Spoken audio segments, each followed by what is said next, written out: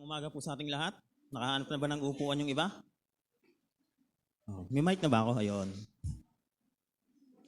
Magandang umaga po sa ating lahat. Batiin mo nga muna yung katabi mo bago tayo mag-start. Ayan. Kumusta po kayo? Sana po ay naging maayos ang inyong araw. Ako po ay yung worship natin ngayon parang ibang level. Yung last Sunday, nabanggit ni Elderman para tayong mga tuod. Tapos ngayon, yung worship parang, wow, parang, ewan ko, iba yung dating sa akin ng worship ngayon. Parang nakakadala siya. Kumaga, dalan-dala. Okay po, kumusta po kayong lahat? Okay, kayo po ba dito ay pumunta na nakaredy ang inyong mga puso?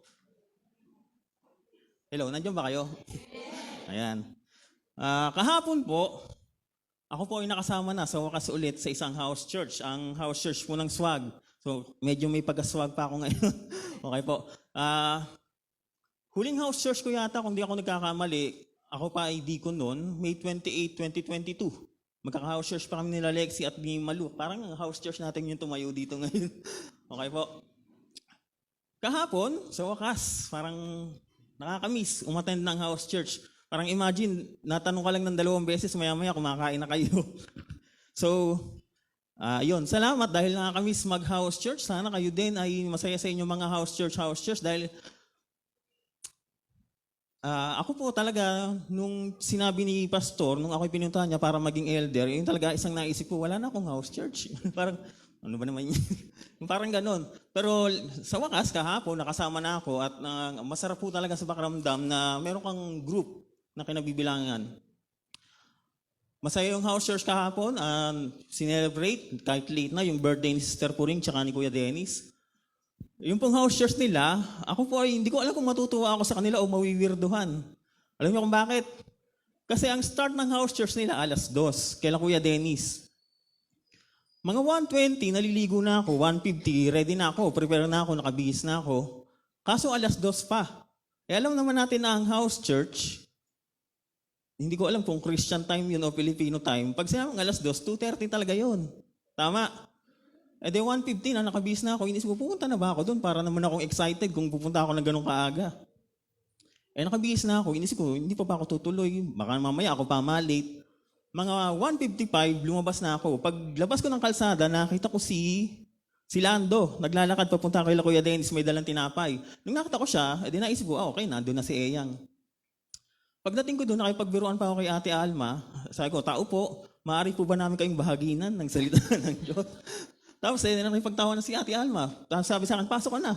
Pagtingin ko sa loob, nandun na si Gab, nandun na si Sian, siyempre si Kuya Dennis nandun na si Eyang, nandun na si Ate Beng, Sister Puring, pati si Ana, si Lando. Sa loob ko, una kong ginawa, kinuha ko yung cellphone ko, pagtingin ko 1:57 pa lang.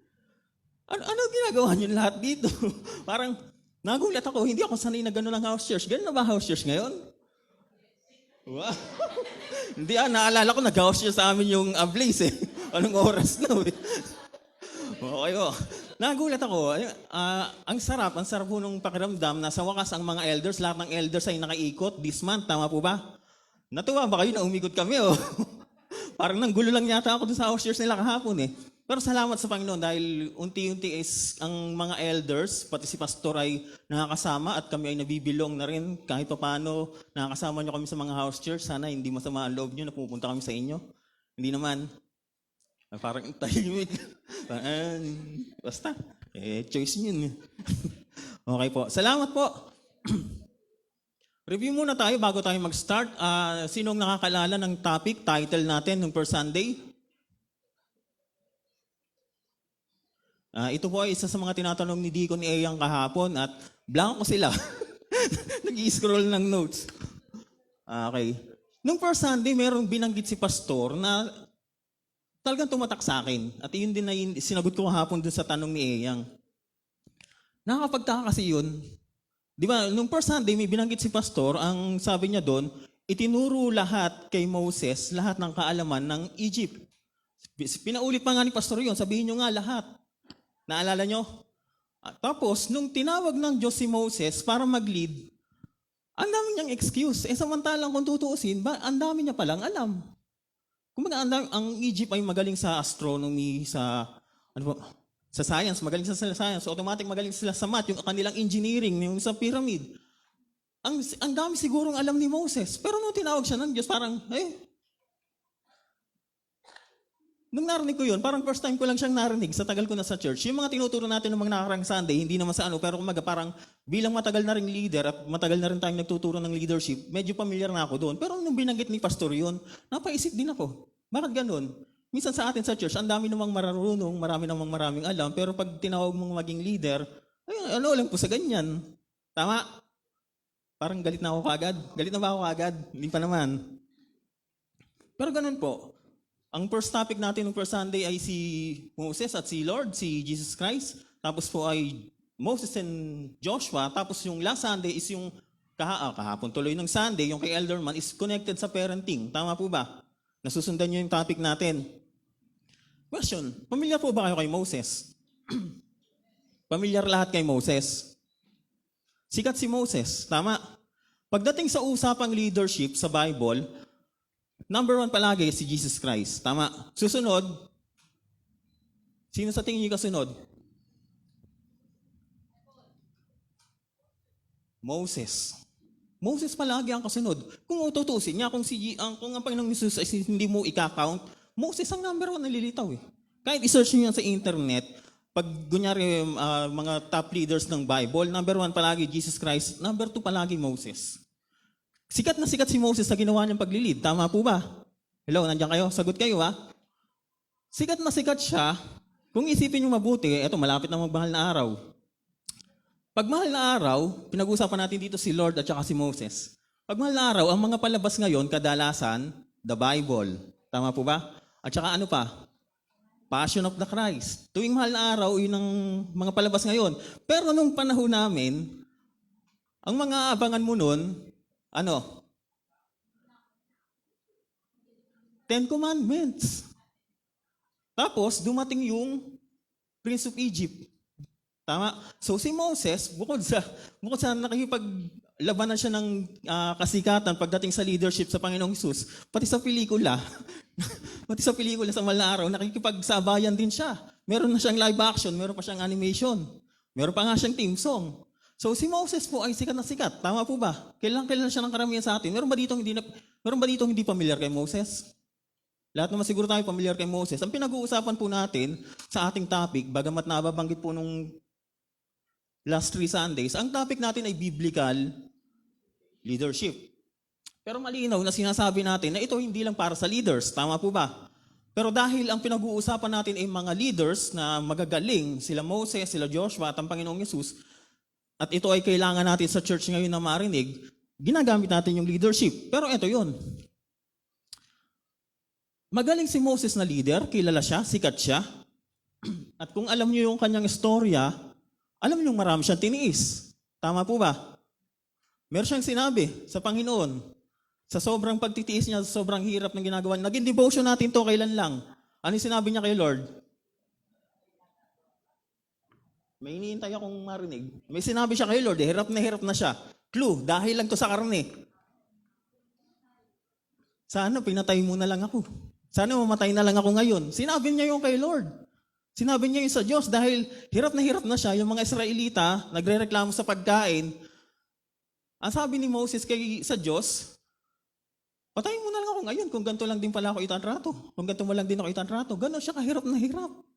Tama po ba? Alam niyo ba yung part na yon na kay Moses? Sa mga bago, pati yung mga galing ng Sunday School, alam niyo bang may ganong binitawan na salita si Moses sa harap ng Diyos?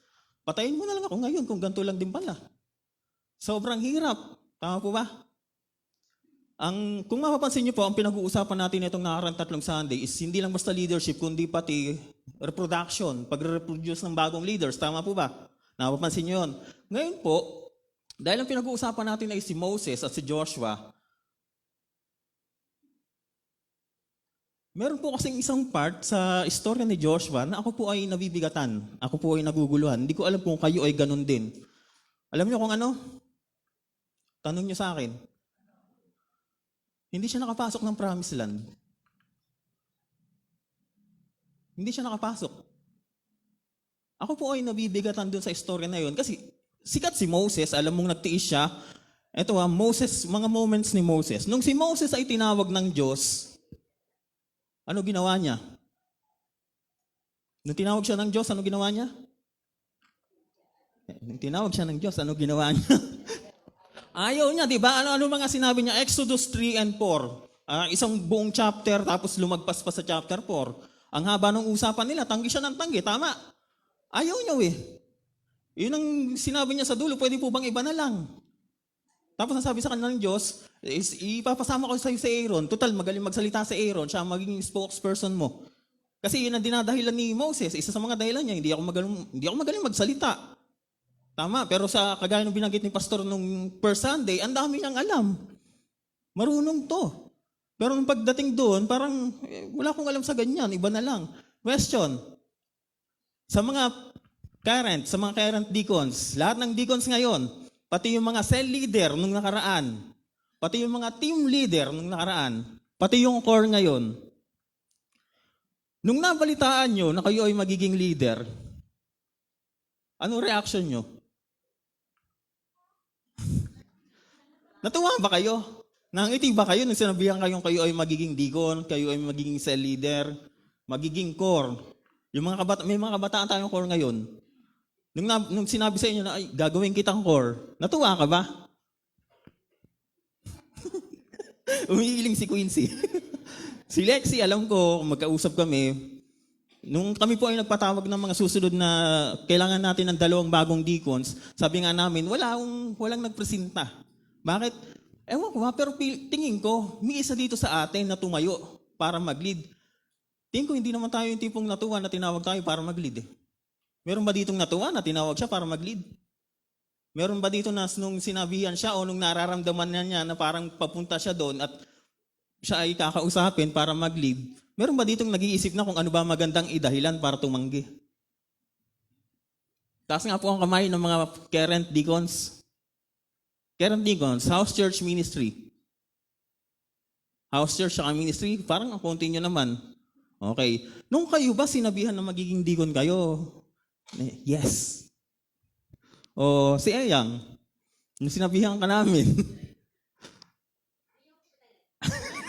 Yun talaga ang sabi niya sa amin. Ayoko po talaga. Tinatanong namin bakit? Wala siyang maidahilan pero ayoko po talaga. Ganun po. Kahit man ako, nung ako po ay isa sa mga napiling elder, ang usapan po doon, kung sino ang iboto ng members, pag nalaman na kung ilan yung binoto at kung sino yung top 3, ang pagkakatanda ko doon, ang usapan, by that week, pupuntahan na siya ni Pastor sa bahay at kakausapin. Ang sabi sa amin ni Pastor, pag pinuntahan ka namin, ready ka na, huwag ka nang tumanggi. I-ready mo na yung sarili mo. E din nung time na yun, matatapos na yung 1 week, wala namang pumupunta sa akin. E di, sa wakas, lusot. Tapos maya-maya, habang nagbabantay akong tindahan, biglang dumating si Pastor, nakamotor. Tapos bumaba, sabi, Dan, makikipark lang ako. Yes. Tapos biglang pumapasok ng tindahan. Pastor, huwag ka pumasok dito. Kinausap ako ni Pastor sa tindahan. Sa totoo lang, nung time na yun, manganyak-nyak na ako. Ayoko rin. Ayoko mag-elder. Sa totoo lang po, lalo na first year ng pag-elder namin, mabigat. As in, alam ko na meron sa church na may ayaw din sa akin as maging elder. Pero kailangan.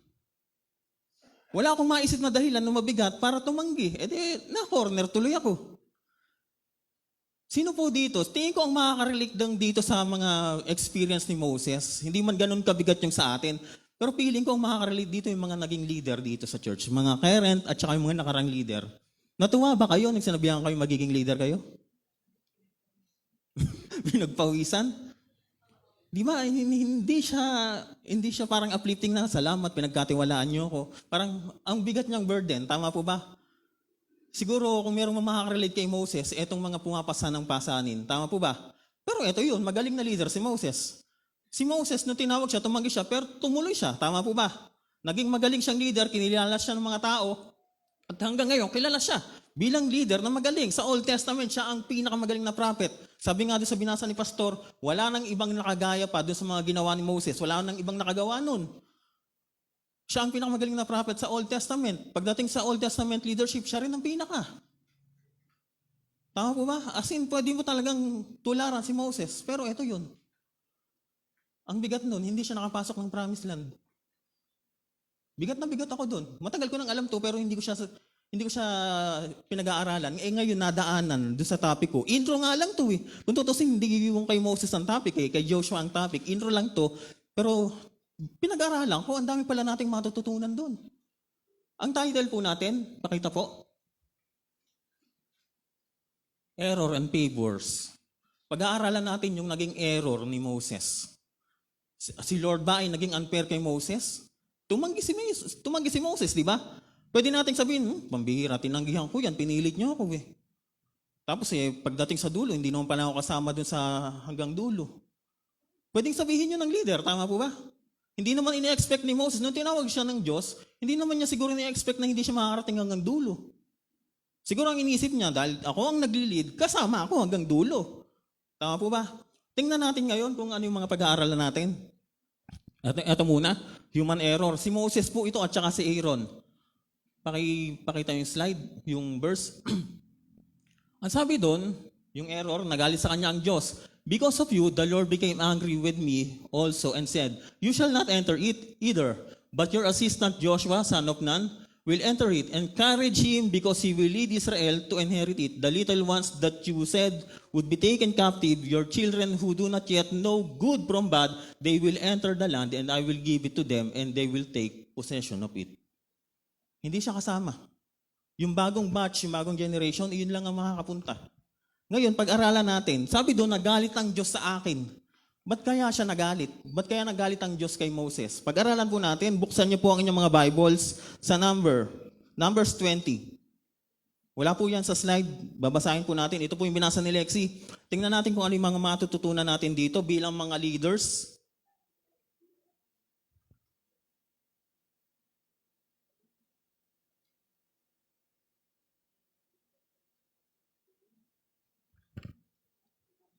Nakita na po ba? Basahin natin.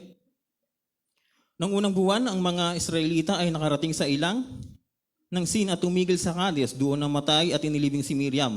Wala silang makuha ang tubig doon, kaya nag-usap-usap sila laban kay Moses at Aaron. Sinabi nila, mabuti pa'y namatay na kami sa harap ng tol ng tipanan kasama ng iba naming mga kapatid. Bakit pa ninyo kami dinala rito upang patayin? Pati ang aming mga hayop, bakit ninyo kami inalis sa Ehipto at dinala sa disyertong ito na wala kahit isang butil ng pagkain, ni walang igos, ubas o granada? Wala man lang tubig. Nagpunta si Moses at si Aaron sa harap ng toldang tipanan at nagpatira pa. Nagpakita naman sa kanila ang kaningningan ni Yahweh. Sinabi ni Yahweh kay Moses, dalhin mo ang tungkod ni Aaron, isama ninyo ni Aaron ang buong bayan sa harap ng malaking bato. Pagdating doon, magsalita ka sa bato at lalabas ang tubig para sa bayan at sa kanilang kawan. Kinuha nga ni Moses ang tungkod sa harap ng kabanantipan. Tinipon ni Moses at Aaron sa harap ng malaking bato ang buong bayan. Sinabi niya, makinig kayo mga mapaghimagsik. Ibig ba ninyong magpabukal kami ng tubig mula sa batong ito?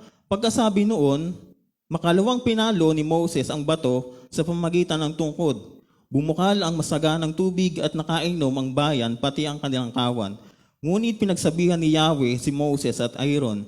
Wika niya, dahil sa inyong kakulangan ng pagtitiwala,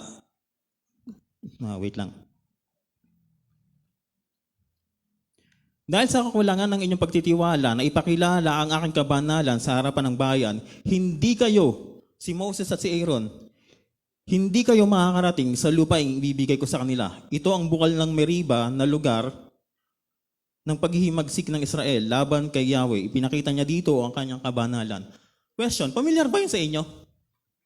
Parang kakabasa lang natin ito eh. Nagturo ako, parang may binasa tayo na parang kapareho nito. Naalala nyo kung saang topic? Kordero ng Diyos. Yung tumawid ang Diyos sa Egypt tapos nagkamatay yung mga panganay. Tama? Naalala nyo yun? Iniisa-isa natin doon kung nasaan si Jesus Christ doon sa mga eksena na yon. Di ba meron doong eksena na inutusan ng Diyos si Moses? Ito rin yun, halos gantong-ganto rin sa Exodus naman. Nagrereklamo yung mga tao, nagpaplano silang patayin si Moses. Dahil yun din yung tanong nila, ba't nyo pa kami dinala rito? Mamamatay lang din pala kami. Nagplano sila na batuin si Moses, papatayin nila si Moses ay lumapit sa Diyos at ang sabi ng Diyos sa kanya, dalhin mo yung patpat, dalhin mo yung tungkod. Ano gagawin?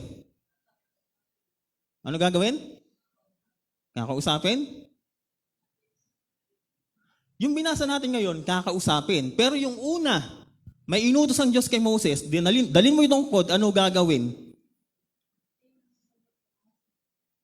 Nanghuhula kayo. Ang sabi ng Diyos, pukpukin mo yung bato, hampasin mo yung bato, lalabas ang tubig. Yung pinag-uusapan natin ngayon, ang sabi dyan ng Diyos kay Moses, kausapin mo yung bato, may lalabas na tubig. Ano ginawa niya? Pinalo niya. Doon sa una, ang sabi ng Diyos kay Moses, hampasin mo yung bato, yung tungkod, gamitin mo, hampasin mo yung bato, lalabas ang tubig. Ang topic natin doon ay kordero ng Diyos. Yung bato na yon, nire-represent noon ay ang Panginoong Jesus. Tama po ba? Nire-represent din ng Panginoong Jesus yung tubig, yung bukal ng tubig eh. Tama? Yung sinabing pukpukin yung bato, yun yung parang judgment sa bato. Kumbaga ito yung pagpako sa Panginoong Jesus. Yun yung sa Exodus. Pero ito, ang sabi dito, napukpuk na one time. Tapos ngayon dito, ang sabi ng Diyos, kausapin mo yung bato, may lalabas na tubig. Ano ginawa ni Moses? Pinalo niya. Tingnan natin kung ano yung mga nangyayari. Tingnan natin, ang sabi dyan, analyzing what went wrong. Isulat niyo po, blanco yan, wala kayong ibang makakitang ano dyan. Pero kung sa tingin nyo, nakikita nyo na kung ano yung naging problema, isulat nyo na sa notes nyo. Next slide. Ito, identifying lessons. Number 1, sa Numbers 20, verse 6 to 9, ipitan nyo na po yung mga Bible nyo dahil hihimay-himay natin to. Ano yung nakasulat doon? 6-9? Sa James naman, 1:5-6, ito po yung James. If anyone lacks wisdom, you should ask God, who gives generously to all without finding fault, and it will be given to you. But when you ask, you must believe. Sabi doon, pag may hiningi ka, dapat maniwala ka. Tama? Pero ang sabi doon ng Diyos kay Moses, dahil may sinabi sang Diyos kay Moses, di sa binabasa natin, sa kakulangan ng pananampalataya. Ang sabi doon, you must believe and not doubt, because the one who doubts is like a wave of the sea, blown and tossed by the wind. Ito po ang isa sa mga kailangan nating matutunan bilang leaders. Number 1, pag may kakaproblema tayo, pag may hirap na yung ating sitwasyon, ano dapat natin gawin? Seek counsel. Meron pa po ba sa inyo na ganito ang ginagawa? Question, tama ba itong ginawa na to ni Moses? Nag-uusap-usap yung mga tao, gusto nilang pinagpaplanuhan na naman nila si Moses at si Aaron. Ang ginawa nila, lumapit sila sa Diyos. Bilang leader, tama ba yung ginawa ni Moses? Tama. So tama po to. Kailangan natin itong gayahin bilang mga leaders. Meron po ba ditong ganito ang ginagawa?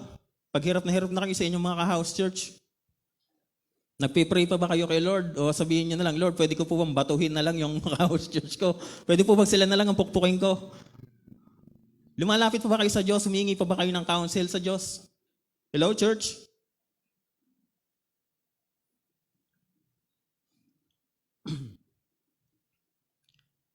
Nandiyan ba yung Proverbs?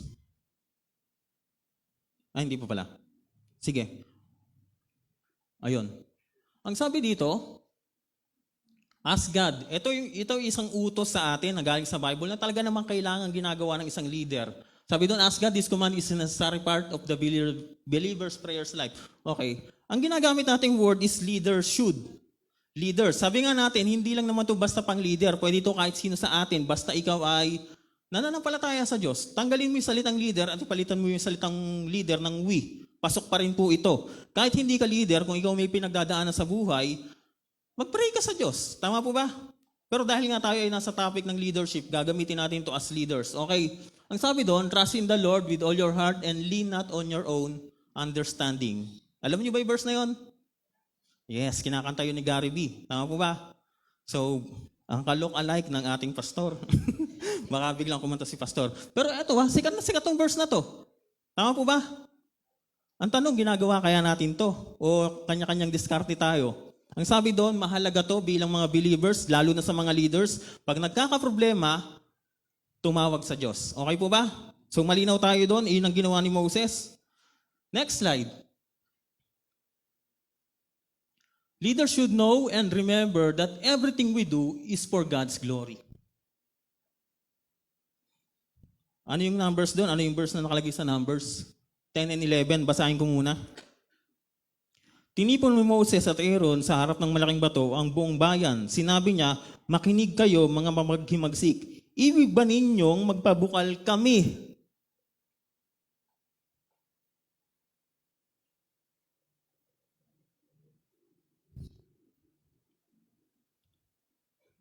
Ang sabi sa 1 Corinthians 3:6-7, nabanggit to, parang last Sunday lang yata, yung ako ang nagtanim, si Apollos ang nagdilig, pero Diyos ang nagpatubo at nagpalago. Naalala nyo? Alam ko, last Sunday ito binanggit eh. Ang sabi doon, hindi mahalaga kung sino yung nagtanim, hindi mahalaga kung sino yung nagdilig. Ang mahalaga yung nagpatubo at yung nagpalago. Si Moses, ang sabi sa kanya ng Diyos, tipunin mo yung tao, magsalita ka dun sa bato, may lalabas na tubig. Tama. Pero ang ginawa ni Moses, imbis na kausapin niya bato, ang kinausap niya ay yung mga tao. Tinawag niya yung mga tao, yung mga Israelita na mga rebelde. Pag sinabing rebelde, kung maaalala niyo yung original sin, yung pagkakasala nila Adan, pagre-rebelde yun eh. Hindi yun yung ginawa nila is paglabag sa kalooban ng Diyos. Nag-decide sila na ganito ang gagawin niya.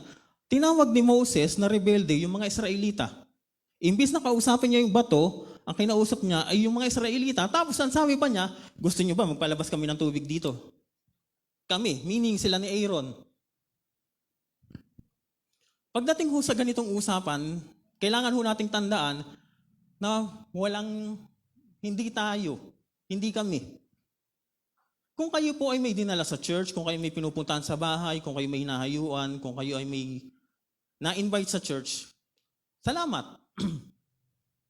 Taniman nyo ng Word of God, alagaan nyo, diligan nyo sa prayer, pero palagi nating tatandaan na hindi yun tayo, hindi yun kami. Yun ay sa Diyos. Ang Diyos ang makakapagpatubo niyan, ang Diyos lang din ang makakapagpalago. Ang nagiging problema minsan kasi sa atin is, ang nagiging tingin natin is tayo ang gumawa nun. Tama ba? At nagiging pride natin yun. Ang nasa isip ni Moses, gusto niyo ba magpalabas kami ng tubig dito? Ito po ay nadadala na si Moses dito dahil rin siguro sa init ng ulo niya o sa galit niya. To the point na yung pinapagawa sa kanya ng Diyos, hindi na iyon ang ginawa niya. Ang sabi doon sa binasa natin kanina, nagkasala ako dahil sa inyo. Nagkasala si Moses, eto, nakakita natin kung ano yung mga ginawa niyang pagkakamali. Pero ang sabi niya doon, ang sabi naman niya, nagkasala ako dahil sa inyo. Ang tinutukoy niya po doon is yung mga taong hinahandle niya. Dahil sa kakulitan, pati siya, nagkamali rin. Kanina pa natin pinag-uusapan, si Moses ay napakagaling na leader, pero hindi siya nakapasok ng promised land. Dahil dito, sa binasa natin. Walang we. Kung titingnan niyo yung mga miracles ng Panginoong Jesus, yung mga himala ni Lord, ang sabi niya, nung ginawa niyang wine yung tubig, ang inutusan niya yung mga tao, salinan niyo ng tubig yung lalagyanan. Tama? Tapos, ginawa niyang wine yung tubig. Question, kaya niyo bang gawing wine yung tubig? Sagot po kayo. Hindi. Kaya niyo bang magsalin ng tubig sa lalagyan? Yun yung part natin. Pero hindi natin kayang gawing wine yung tubig. Tama po ba? Ang ano dun is yung himala. Hindi tayo, si Lord. Hindi tayo, ang Diyos. Nung si Lazarus ay binuhay, ilang araw nang patay si Lazarus nung pinuntahan siya ni Lord? 4 na araw. Meron silang paniniwala na sa loob ng 3 araw, pwede ka pang mabuhay dahil yung kaluluwa mo o yung spirit mo is nandoon pa at pwede pang pumasok. Kaya si Lord pumunta doon sa pang-4 para wala nang ganun-ganun pang paniniwala. Okay? So, hindi po si Eugene ang pinag-uusapan natin, si Lazarus po. Okay. Ang sabi ni Lord, tanggalin mo yung bato na nakaharang doon sa libingan ni Moses, tuloy ni Lazarus. Tama? Tapos binuhay niya. Kaya niyo bang bumuhay ng patay? Patay na 4 na araw na. Kaya niyo bang magtulak ng bato? May umiiling. Hindi niyo kaya magtulak ng bato. Kaya. Sabi doon sa binasa natin kanina, may nagtanim, may nagdilig, pero si Lord ang nagpatubo. Hindi mahalaga yung nagtanim, hindi yung nagdilig. Ang mahalaga doon is yung nagpatubo at yung nagpalago. Ang sabi ni Moses, gusto niyo ba magpalabas kami? Kinukuha niya yung credit na dapat ay para sa Diyos. Sa pinag-aralan natin sa second commandment, na-realize natin doon, yung sabi doon, wag kang lilikha, yung mga ganun-ganun. Na-realize natin doon, sabi doon, God is a jealous God. Tama. Nilagyan ko yan, sinundan ko yan ng God is jealous, God is zealous, and God is serious. Napakaseryoso ng Diyos. Yung susunod po nating slide, ito ay medyo pagtatagalan ko dahil ito po ang nagdadala dito. Next slide. Leaders should treat God seriously. Basahin ko muna yung 12:13 ng 20, chapter 20, 12 and 13. Ngunit pinagsabihan ni Yahweh sina Moses at Aaron, wika niya, dahil sa kakulangan ng inyong pagtitiwala, ito po yung reason kung bakit hindi siya nakapasok sa promised land. Dahil sa kakulangan ninyo ng pagtitiwala, naipakilala ang aking kabanalan sa harapan ng bayan, hindi kayo makakarating sa lupang ibibigay ko sa inyo. Isipin nyo mabuti, isang beses na itong nagkamali si Moses, disqualified agad siya para dun sa ending, dun sa promised land. Gano'n ba ito kabigat at gano'n na lang ang naging decision ng Diyos na si Aaron at si Moses ay hindi papasukin? Question, gano'n kayo kaseryoso pagdating sa usapan tungkol sa kabanalan ng Diyos? Gano'n tayo kaseryoso? Church, nandiyan ba kayo? Tingin ko ito ang isang problema, hindi lang sa church natin, kundi sa halos karamihan ng mga Kristiyano. Okay, next slide. Ayun pala, nakasulat. God the absolute standard, by those who come near me, I must be regarded as holy. And before all the people, I must be glorified. Question, ito ba naiisip natin pag iniisip natin ng Diyos? Na kailangan, pag nirepresent siya, dapat holy, dapat na ipapakita natin yung kanyang kabanalan. Inaawit natin kanina. May inaawit tayo, sabi doon, your name is the highest, greatest above all, holy forever, you will always be holy forever. Ganda ng tugtugan kanina. Parang ang bigat nung kanta na to, parang hindi ko alam kung, pero ang problema, kasi ako gumawa ng preaching ito yung isa sa pinakamabigat na point na gusto kong ibaba Tinatrato ba natin ng maayos ang Diyos? Tingnan nga natin kung ano naging problema. Leviticus. Basahin ko sa Tagalog.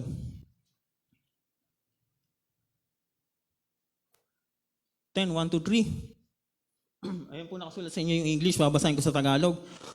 Sina Nadab at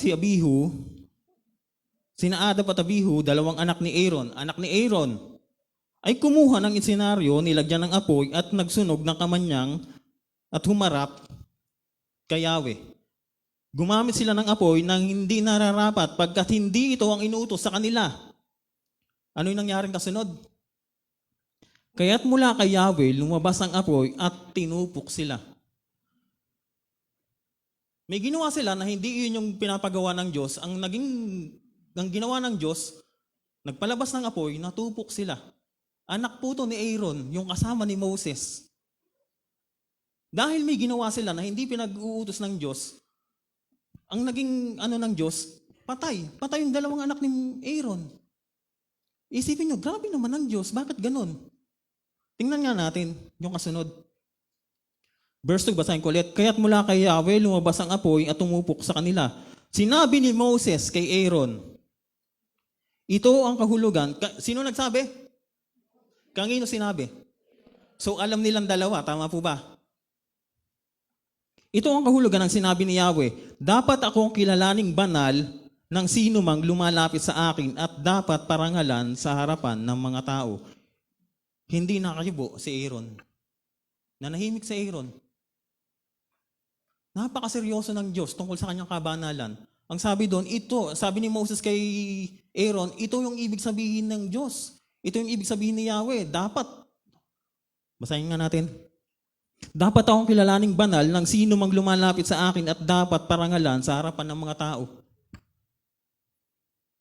Question, may ganun ba tayong pagtingin sa Diyos?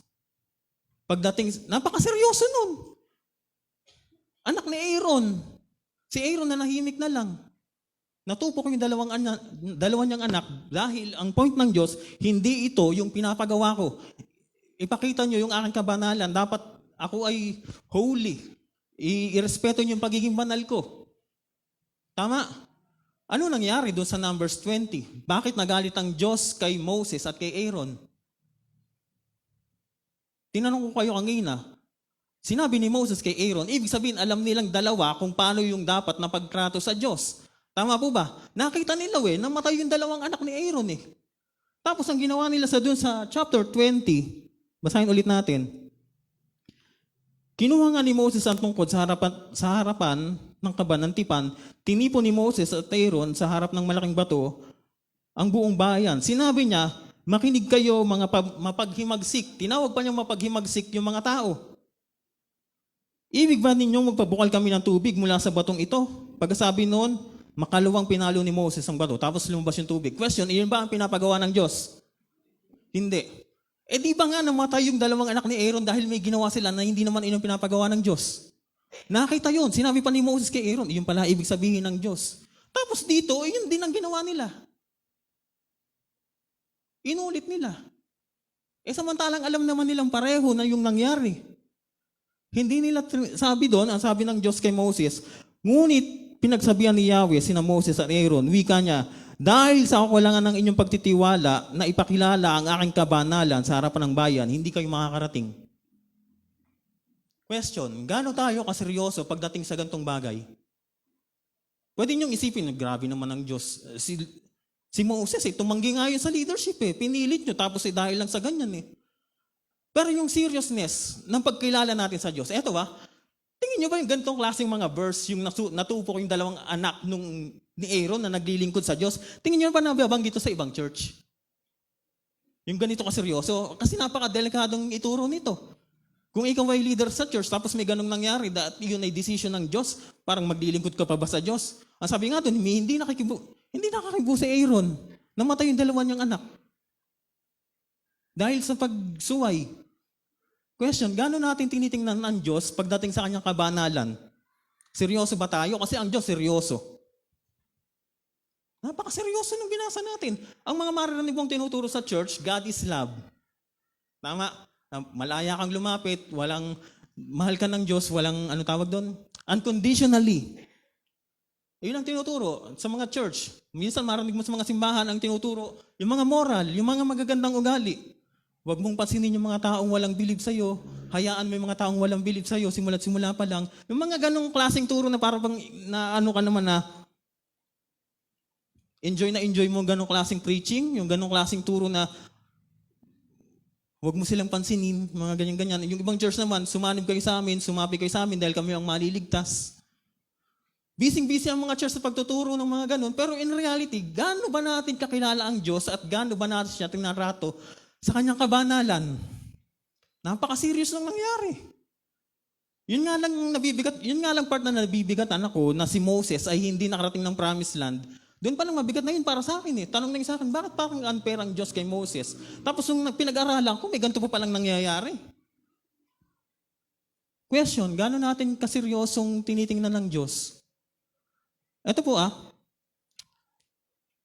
Ang sabi sa Bible, ang Diyos ay ating Ama. Tama po ba? Meron din na friend of God.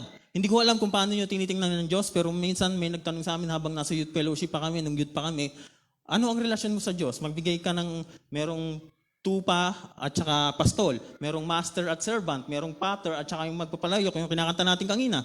Tama, merong father and anak, at meron din kaibigan. Kung ang tingin mo sa Diyos ay kaibigan, okay yon. Kung ang tingin mo sa Diyos ay ama, okay din yon. Pero wag nating kakalimutan na ang Diyos ay banal. Kinakanta natin yung kanina, holy. Holy are you, Lord.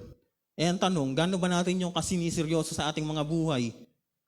Na to the point na nababasa natin, may ganun palang eksena, tinupok ng Diyos yung dalawang anak ni Aaron dahil sa ganun, kasimple. Question, simple nga lang ba talaga yun? O dahil tinitingnan lang natin simple dahil hindi talaga natin ganun kakinikilala ang Diyos at nire-respeto yung kanyang kabanalan. Yung tanong na, unfair ba ang Diyos kay Moses dahil hindi siya pinayagang makapasok? Malinaw sa akin, hindi. Bakit? Kasi kung kukontrahin mo yun sa isip mo, malamang sa malamang, ang pagtingin mo sa kabanalan ng Diyos, mababa pa rin. Kung tinitingnan mo ang Diyos as banal talaga, at dapat seryosohin, kasi ito rin yung isang naging point ko nung tinapi ko yung second commandment Yun din ang isang gusto kong idin God is jealous, God is zealous, God is serious. Ayaw niya ng may kaagaw. Nung sinabi ni Moses na gusto niyo ba magpalabas kami, inagaw niya yung para sa Diyos. Hindi naman sila gumawa nun, Diyos yun Ang kaso, hindi niya trinato ang Diyos as holy. Lingkod sila ng Diyos. Nakita nila yung nangyari doon sa dalawang anak. Tupok. Tapos inulit nila sa harapan ng tao. Hello, church. Ito po meron palabas noon sa ABS-CBN. Hindi ko alam, Marcelino ba yun? O yung ang tawag niya sa, naalala ko si Marcelino Panibino yung cartoons eh. Pero merong isa yung ang tawag niya sa Diyos ay bro. Santino, ayun. Sa totoo lang, matagal na yun eh. Nung narinig ko yun, iniisip ko talaga, okay lang ba na itawagin mo ang Diyos na gano'n? Sa simula, siguro cute kasi bata yung bidaw eh. At saka parang ang tinuturo nun is kahit bata, pwedeng makipag-usap sa Diyos. Pero, bro, siguro si Bro Andy yun nung bata siya. Pero isipin yung mabuti. Tinatawag mo ang Diyos sa ganung paraan na parang okay lang at tinitingnan natin siyang okay lang. Pero tingin nyo ba okay lang yung ganon? Lalo na itong pinag-uusapan natin ngayon dito is yung kaseryosohan ng paglapit mo sa Diyos. Ang sabi ng Diyos, paglalapit kayo sa akin, yung kabanalan ko, siguraduhin nyo, nandoon. Ipakita nyo. Ang tanong, ganun nga ba tayo? Pag lumalapit tayo sa Diyos, na-i-represent ba natin ang Diyos sa mga tao na siya ay banal? Mga leaders,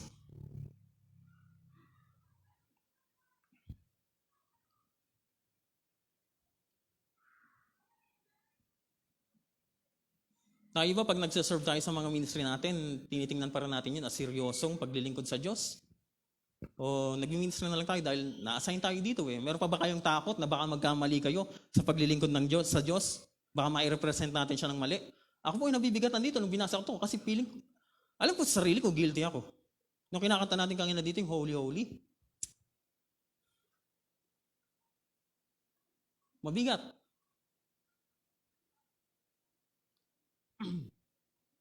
Napakaseryoso ng Diyos pagdating sa kanyang kabanalan. At sana ito yung isa sa mga matutunan natin. Kasi biblical leadership, hindi lang man natin pinag-uusapan yung future leaders pati yung leaders natin ngayon eh. Yung mga future leaders, dapat alam nyo na rin na ganito ang dapat natin gawin. Tama po ba? Napakabigat po nung topic na yun. Next part. Leaders should seek God's examination. Spiritual check-up. Pakilabas po yung Psalms, yung awit. Search me, God, and know my heart. Test me and know my anxious thoughts. See if there's any, anong word? Offensive. Offensive way in me and lead me in the way of everlasting. Ang sabi, ang ginamit na word yan, offensive. Yung sa ibang word, hurtful. Yung iba naman, wicked. Ang sabi dyan ni David, Lord, check mo yung puso ko. Baka mamaya, na-offend na kita. Baka mamaya, na-hurt na kita. Baka mamaya, ang laman ng puso ko ay masama na. Leaders, palagi po natin, pati sa mga core. Sabi ko nga, hindi lang to pang leaders, tanggalin mo yung salitang leader, palitan mo na salitang we. Ganyan dapat tayo. Pinapacheck natin yung ating mga puso sa Diyos. Baka mamaya, hindi natin alam, akala natin dahil naglilingkod tayo, akala natin dahil nasa church tayo every Sunday, nagba-Bible study tayo, nag-share tayo, pero meron na palang laman yung puso natin na kabigatan at na-open na pala natin ng Diyos. Baka nakaka-open na tayo sa Diyos, baka nasasaktan na natin siya at baka ang laman ng puso natin ay may halo na, nakasamaan. Okay po ba yun, church? Lalapit tayo, sabi doon, kahit naman sa mga nagiging devotion natin, palagi sinasabi, i-check ang ating mga sarili. Kahit sa communion, sinasabi natin yun, bago kayo pumila, i-check niyo yung mga sarili nyo. Kung kayo ba ay karapat-dapat kumuha ng communion. Na-offend ni Moses si Diyos, ang Diyos sa ginawa niya. Tama po ba? Ito pa isang mahalagang part. Next. Do not be the downfall of your leader. Deuteronomy 3:23-26. May verse ba? Ayan. Basahin ko sa Tagalog. Anong version? 23-26. Ito na Ngunit hindi niya ako dininig pagkat nagalit nga siya sa akin. Ito po yung nasa chapter 20 ng Numbers. Ngunit hindi niya ako dininig pagkat nagalit nga siya sa akin dahil sa inyo. Ang sagot niya sa akin, tumigil ka na. Huwag mo nang mabanggit-banggit sa akin iyan. Basahin ko muna pala yung 23. Namanhik ako noon kay Yahweh, ang sabi ko, Yahweh, aming Diyos, pinasimulan mo na ang ipamala sa akin ang iyong kapangyarihan. Sinong Diyos sa langit o sa lupa ang makakagawa ng iyong ginawa? Ipinamanhik ko sa iyo. Ako'y tulutan mong makatawid sa Jordan upang makita ko ang ganda at masaganang lupaing iyaon ang iyong kaburulan at ang bundok sa Libano. Kumbaga, nakikiusap si Moses sa Diyos na baka pwede naman siyang patawirin, baka naman pwede siyang makasama. Ang sagot sa kanya ng Diyos, ngunit hindi niya ako dininig pagkat nagalit nga siya sa akin dahil sa inyo. Ang sagot niya sa akin, tumigil ka na, wag mo nang mabanggit-banggit sa akin yan. Umakyat ka na lamang sa ituktok ng pisga at igala mo ang iyong paningin sa paligid. Pagkat hindi ka makakatawid sa Jordan, ituro mo kay Josue ang dapat niyang gawin at palakasin mo ang kanyang loob. Pagkat siya ang manguna sa Israel sa pagsakot sa lupaing patatanong ko sa inyo. Nakiusap si Moses, Lord, baka pwede nang... Kaso nga, dahil doon, hindi siya pinatawid. Dahil sa pagkakasala na yon. Ang sabi ni Moses, nagalit ang Diyos sa akin dahil sa inyo. Dahil nadala siya. Dahil sa... bumagsak siya. Kumaga parang bumagsak siya bigla sa harapan ng Diyos dahil hindi niya natupad yung pinapagawa sa kanya. At ang reason ni Moses is dahil naiinis siya sa mga Israelita. Yung leadership ni Moses na napakagaling, na ang dami niyang tiniis, bigla na lang siyang bumagsak. Bakit? Ang sabi ni Moses, dahil sa inyo. Gusto niyo bang magkaganon yung mga deacons ninyo? Nagsiserve sa Diyos, ang daming pinagdadaanan, may kanya-kanyang personal problem yan, may kanya-kanyang trabaho yan, may mga kanya-kanyang pamilya yan. Tapos hirap na hirap. Imagine si Moses, hindi nakarating. Sabi niya, nagalit ang Diyos sa akin dahil sa inyo. Bumagsak bigla yung leadership niya. Dahil sa mga pasaway na nililid niya. Siguro tuwang-tuwa yung mga deacons habang sinusulat yun. Yari kayo sa akin sa house church. Diin ng sulat. Ang sabi doon, huwag kayo ang maging dahilan ng pagbagsak ng inyong leader. Tingnan nga natin yung next slide. Sabi doon, have confidence in your leaders and submit to their authority because they keep watch over you as those who must give account. Do this so that their work will be a joy, kaligayahan. Hello church, binanggit ni Elderman last Sunday sa corporate prayer, ano sa tingin mo ang magiging dahilan ng pagbagsak ng isang church? Pag hindi nakikikooperate, babagsak. Ang sabi doon, dapat nakikipagtulungan ka para yung paglilingkod ng leader mo maging kagalakan sa kanya. Next slide. Ayun no. Pakibasa nga yun, kayo bumasa. Yung sa joy.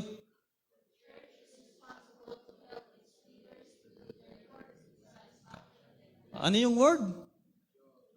Hindi yung pula, yung responsible. Responsibility ng church. Responsibilidad ng church, responsibilidad ng mga members na suportahan ng kanilang leader para maging kagalakan yung kanilang paglilingkod. Sagutin niyo pala yun. Responsibilidad pala yun ng church. Yun ang inuutos eh. Now we ask you, brothers and sisters, to acknowledge those who work hard among you, who cares for you in the Lord, and who admonish you. Hold them in the highest regard in love because of their work, live in peace with each other. Ang sabi ni Pastor last Sunday sa corporate, yung mga nagsisiraan, iyan ang magiging dahilan ng pagbagsak ng church. Si Elderman naman, yung hindi nakipag-cooperate. Parang tumutugma yung sagot ng dalawa. Ang sabi doon, responsibilidad pala ng mga members na yung mga leaders nila ay maging kagalakan yung kanilang paglilingkod. Baligtad na baligtad yung nangyari kay Moses. Question, nangyayari ba yung sa church natin? Yung mga deacons po ang sumagot, parang malakas. Tama ba? Tingnan mo yung katabi mo. Okay, tingnan mo. Sabihin mo sa kanya, libre naman natin si deacon. Kausapin mo, sabihin mo, libre natin si deacon. Tapos magpaalam tayo mamaya, hindi tayo makaka-attend. Ayan. Hirap na yung mga leaders, pinapahirapan pa. Ang nakakalungkot po yung istorya ni Moses. Although special si Moses, dito na po matatapos yung istorya ng kay Moses, sa part ng kay Moses. Pero kagaya ng binanggit ni Pastor noon, ang naglibing kay Moses ay ang Diyos.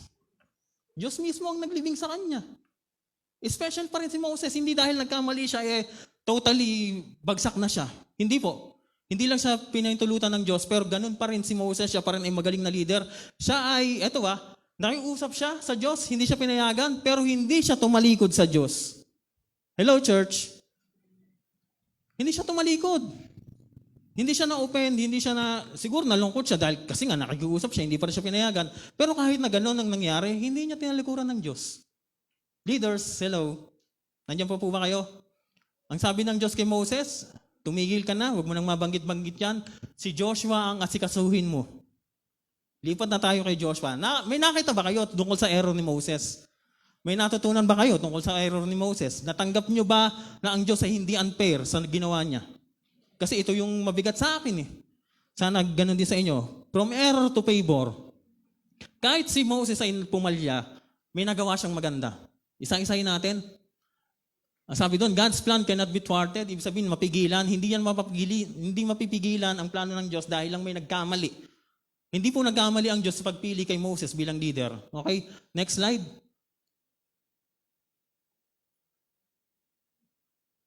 Favor from the leader. So, isa-isahin natin. Tatlo yan. Sige, mamaya na yan. Sabi doon, favor from the leader. Moses to Joshua. Deuteronomy, the Lord Himself goes before you and will be with you. He will never leave you nor forsake you. Ito na naman ang isa sa pinakasikat na verse sa Bible. Do not be afraid, do not be discouraged. Ito pong verse na to ay sikat na sikat. Lumelevel to sa John 3:16 eh. Lalo na sa panahon ngayon sa social media. Ginagamit kasi ito kung saan-saan. Lalo na yung part na to. Ito lang ang kinukuha dyan kadalasan eh. He will never leave you nor forsake you. Tama. Sikat na sikat to. Meron ng mga friends na youth na dati kong mga nakasama. Alam mo, pag naghiwalay sila ng jowa niya eh. Pinopost niya yan. Si Lord lang ang hindi nang iwan. Tapos gagamitin niya yung, He will never leave you nor forsake you. As in, sikat tong verse na to dahil nagagamit kung saan-saan. Pero kung titingnan niyo yung kaseryosohan itong verse na to, kanina pa natin pinag-uusapan yung kaseryosohan ng pagiging leader sa church eh. Ang pinag-uusapan dito, yung paglilipat ng authority ni Moses, nung inutos ng Diyos, eto po, lilinawin ko ang pumili kay Joshua bilang kasunod na leader ay hindi si Moses. Inutusan lang siya ng Diyos. Tinrain niya si Joshua, pero ang official na pumili kay Joshua ay hindi si Moses, kundi ang Diyos.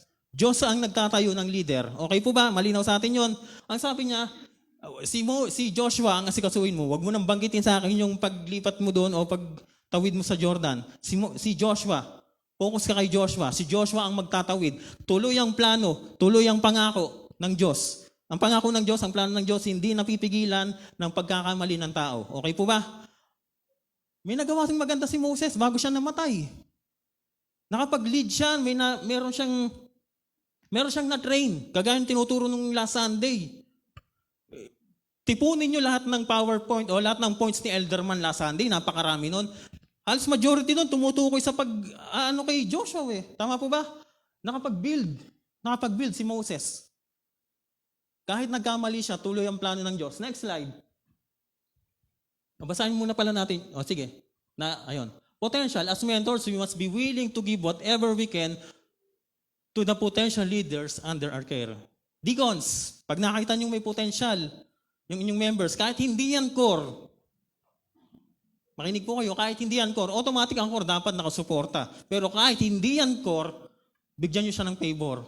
As in, kumbaga parang ang tingin nyo sa kanya is maganda, itinarato nyo siya ng maayos. Ganun po ba ang relasyon ng deacon sa core o yung core mismo ang kinaiinisan ng deacon? Hello, church? Dapat maganda ang samahan ninyo. Hello? Next slide. Favor from the leader and the people. Deuteronomy 34:9. Now Joshua, son of Nun, was filled with the spirit of wisdom because Moses had laid his hand on him. Ito yung inuutos ng Diyos sa kanya. So the Israelites listened to him and did what the Lord has commanded Moses. Progress. Kanina potential, ngayon progress. Simula nung nabanggit ang pangalan ni Joshua, hanggang sa ipasa sa kanya yung leadership, ito po walang nabanggit na kahit ano tungkol kay Joshua na hindi maganda. Kung ilagay natin dito sa church, kung tayo ay merong Joshua sa church, na simula nung dumating sa church, puro magaganda yung ipinapakita niya. Tapos one day, nangailangan tayo ng leaders. At may nagpresenta, si Joshua, iboboto kong leader. Question, tututol kayo? Simula nung dumating siya, sumuporta, tumulong, vlogging present, walang nabanggit na kahit anong tungkol kay Joshua na hindi maganda. Hanggang sa pasahan siya ng leadership. Natural. Kung ako man yun, si Joshua rin ang gusto kong maging leader. Pumabor sa kanya si Moses at pinaboran din siya ng tao. Bakit? Nakita ng mga tao kung paano nagtumulong, kung paano sumuporta si Joshua. Tama po ba? Nung sinabi ng Diyos sa kanya na si Joshua na ang susunod na leader, tinanggap siya ng mga tao. Nakinig ang mga tao. Yung decision ng Diyos, iginalang ng mga tao. Tama? Next slide. Patapos na po tayo. Favor from the leader, the people, and God. Power. The factor that really determines what will happen is whether God extend His favor to that leader. Kahit boto ka sa isang tao, kahit boto tayo dun sa tao na yon, kung ang Diyos ay hindi boto sa kanya, hindi siya matatayong leader. Diyos ang pumipili ng leader.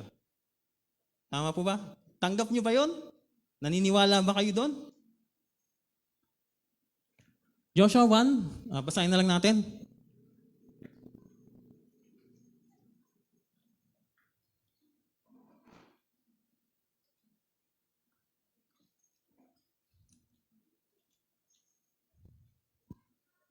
(1 to 9). Pagkamatay ni Moses, sinabi ni Yahweh kay Josue na anak ni Nun, ang dating kanang kamay ni Moses, patay na ang lingkod mong si Moses. Pahandain mo ang buong Israelita at tumawid kayo sa ilog Jordan patungo sa lupaing ipagkakaloob ko sa inyo. Gaya ng aking pangako kay Moses, ibibigay ko sa inyo ang lahat ng lupaing iyong maaabot.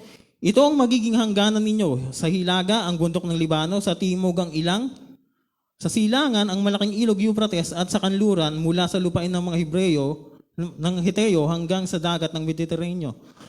Hindi ka matatalo ni numan. Ayun yung word natin, power. Hindi ka matatalo ni numan habang ikaw ay nabubuhay. Kung paanong sinubaybayan ko si Moses, gayon din ang gagawin ko sa inyo. Hindi kita pababayaan. Magpakatatag ka at lakasan mo ang iyong loob. Ikaw ang mamumuno sa bayang ito, sa pananako nila sa lupang ibibigay ko sa inyo sa kanila. Ayon sa aking pangako sa inyong mga ninuno. Ngunit dapat pang mga pagkatatag, sundin mong mabuti ang kautosang ibinigay ko sa inyo ni Moses. Huwag mong susuwayin ang anumang, ano sabi doon? Huwag mong susuwayin. Doon pumalpak si Moses eh. Sabi doon, huwag mong susuwayin ang anumang itatagubilin doon at magtatagumpay ka sa lahat mong gagawin. Huwag mong kaligtaang basahin ang aklat na iyon, dilidilin, devotion. Huwag mong dilidiliin mo iyon araw-gabi upang matupad mo ang lahat ng nasusulat doon. Sa gayon, giginhawa ka at magtatagumpay. Yung part na iyon, ginagamit yung kadalasan na magbasa ka ng Word of God para maging successful ka sa buhay. Eh, hindi naman pala ganun ang ibig sabihin nun. Tama? Ang pinag-uusapan dito is hindi yung personal mong goal sa buhay. Ang pinag-uusapan dito ay yung goal ng Diyos. Kung ano man yung pinapagawa niya sa iyo, kung ano yung goal ng Diyos, kung ano yung promise ng Diyos, iyon ang pinag-uusapan dito para maging successful ka kasi gagamitin ka ng Diyos. Huwag mong kalimutang basahin para maging successful ka. Hindi po ito kung gusto mong yumaman, magbasa ka ng Bible. Hindi po ganun. Okay, malinaw tayo. Alalahanin mo itong aking tagubilin. Nagugulan ako. Magpakatatag ka at tibayan mong yung loob. Huwag kang matatakot o mawawala ng pag-asa. Ako'y si Yahweh na iyong Diyos ay isa sa iyo saan ka man pumunta. Tingnan nga natin, next slide. Okay, the Lord is with you. Ito po yung assurance. Mula Old Testament hanggang New Testament, yung pangako ng Diyos na yun na hindi kita iiwan, yun po ang pinangahawakan ng mga taong naglilingkod sa Diyos. Tingnan natin kay Abraham. After this, the word of the Lord came to Abraham in a vision. Do not be afraid, Abraham. I am your shield, your very great reward. Kay Moses, tsaka sa mga Israelites, Moses answered the people, do not be afraid. Stand firm and you will see the deliverance the Lord will bring you today. The Egyptian you see today, you will never see again. Kay Isaiah, do not fear, for I am with you. Do not be dismayed, for I am your God.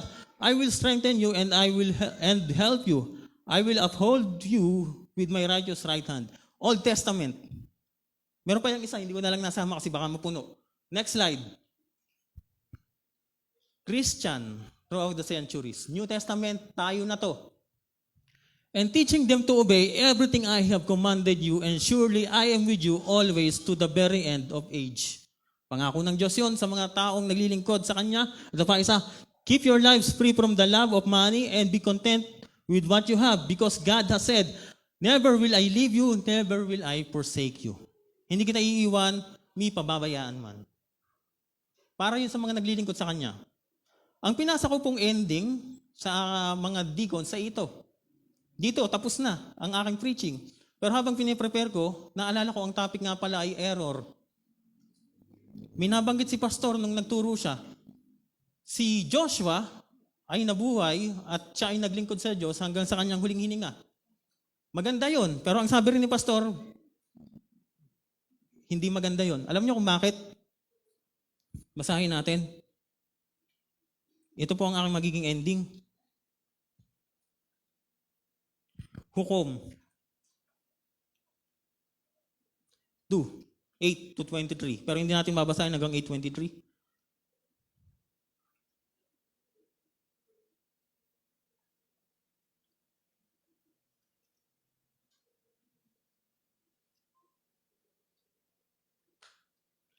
Namatay si Josue sa edad na 110 years. Inilibing siya sa Timnath Heres, isang lugar na sakop ng kanyang lupain sa kaburulan ng Ephraim, na gawing hilaga ng buntok Gaas. Namatay rin ang lahat ng kapanahunan niya at natira ang sumunod na saling lahi na walang nalalaman sa kabutihang ginawa ni Yahweh sa Israel.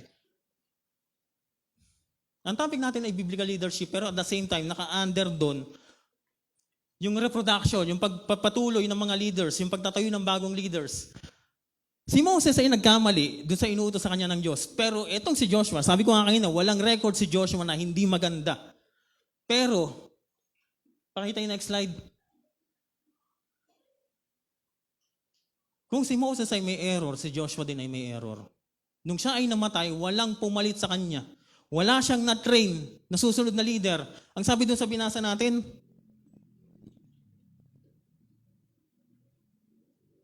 namatay rin ang lahat ng kapanahunan niya at natira ang sumunod na saling lahi na walang nalalaman sa kabutihang ginawa ni Yahweh sa Israel. Anong sumunod nangyari? Ang mga Israelita ay gumawa ng masama kay Yahweh, naglingkod sa mga Baal, Diyos-Diyosan, tinalagkuran nila si Yahweh, ang Diyos ng kanilang mga ninuno, at siyang nag-alis sa kanila sa Ito. Naglingkod sila at sumamba sa mga Diyos-Diyosan ng mga bayan sa paligid, kaya nagalit sa kanila si Yahweh. Kung isipin niyo mabuti, ang ganda ng pamumuhay ni Joshua, naglingkod sa Diyos mula nung nabanggit siya hanggang sa dulo ng kanyang buhay, naglingkod siya. Pero may error din pala. Wala siyang nakita yung leader. Ang pinag-uusapan natin dito is hindi lang basta biblical leadership, ang pinag-uusapan natin dito is yung next generation, yung pag-prepare natin ng next leader. Si Moses, nag-invest siya kay Joshua. Si Joshua, kanina siya nag-invest. Wala. Ang topic po natin ay error and favor. Sana po may nakakita kayong message dito. Wala na akong sinalagay dyan na kasunod na points, pero nakikita nyo ba kung ano yung dapat yung matutunan dito sa mga error ng mga naunang leader sa atin? Sana po tandaan natin to, lalo na yung pagrespeto natin sa Diyos, sa kanyang kabanalan. Sana may nagising, sana may natauhan. Sa mga deacons ngayon, sa mga core na one day ay magiging leader, at sa mga supportive members na possible maging leaders, tandaan nyo, tingnan natin kung ano yung mga naging error nila. Okay po ba? Ako po ay umaasa dahil may mga times nung kami ay nagtawag ng leaders, ako po ay umaasa sa mga kabataan dahil ako po ay naniniwala ng mga kabataan ngayon ay medyo may kakulitan, pero ako po ay naniniwala ng mga kabataan natin ngayon ay may pag-asa. May pag-asa tayo sa ating mga youth. Tama po ba?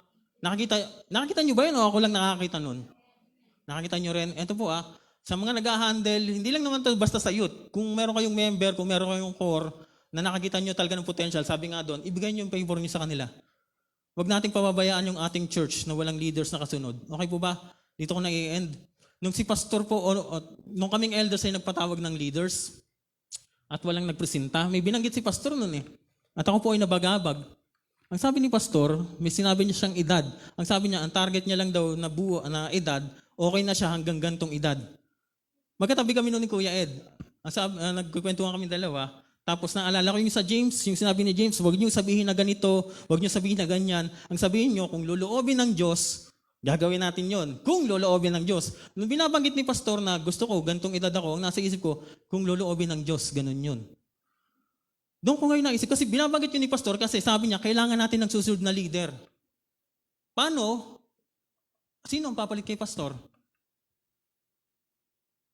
Nung time na sinasabi ni Pastor, nagigilty ako. Kasi ito po yung reality. Kinausap ako ni Pastor noon, nung si Kuya Jessan ay nag-aaral pa ng pagpapastor sa CCF. Kinausap ako ni Pastor, ang sabi sa akin ni Pastor, Dan, sumama kay Kuya Jessan. Magpastor ka kasi yun ang nakakita kong future mo. Wala na akong ibang nakakitang future para sa iyo. Yun ang future mo. Ang sagot ko, ayoko. At hanggang ngayon po talaga ayoko. At aminin ko sa inyo, pinupush namin noon yung mga gusto namin silang tumayo as deacons. Pero pag pag-uusapan natin yung position ni Pastor, mayroon ba dito sa inyong gustong pumalit kay Pastor? Di ba napakaseryoso nun? Ito yung reality natin eh. Wala talagang may gustong mag-leader sa atin. Walang gustong pumasa ng ganung pasanin. Ang ganda ng pangako ng Diyos, hindi niya tayo iwan, hindi niya tayo pababayaan. Pero in reality, ito tayo. Kahit ako guilty. Sana po may natutunan tayo ngayong umaga. At sana may nagigising sa atin, sa naging topic natin. May natutunan po ba kayo sa mga pagkakamali? At dun sa favor ng mga deacons, ibigay niyo yung nararapat para sa inyong mga suporta, sa inyong mga members. Okay po ba yun? Tayo po yung manalangin. Hallelujah, Panginoon. Panginoon, salamat po sa umaga nito. Dalangin po namin habang kami ay nagpapatuloy sa pag-aaral at pakikinig ng iyong salita. Hipuin mo ang aming mga puso. Kami ay mag-mature, kami ay lumago. Igalang ka namin yung kabanalan mo na dapat namin inirerespeto. Gawin namin, Panginoon. Minsan, sabi nga doon sa pinag-aralan namin kanina, i-check yung aming mga puso. Minsan, naglilingkod na lang kami, umattend kami ng church. Baka minsan, hindi na rin kami masaya sa aming pag-attend sa church. Baka minsan, hindi na rin kami masaya sa pag-attend sa aming mga house church. Baka mamaya, ang tingin na lang namin sa paghayo, sa pag-i-invite is something na nakaka-pressure na lang. I-check mo po ang aming mga puso, Panginoon, kung kami ba ay kung na-offend ka na ba namin, baka na-hurt ka na namin, at baka masama na yung timpla ng aming mga puso, Panginoon. Ingatan mo kami, samahan mo kami palagi, kagaya ng iyong pangako.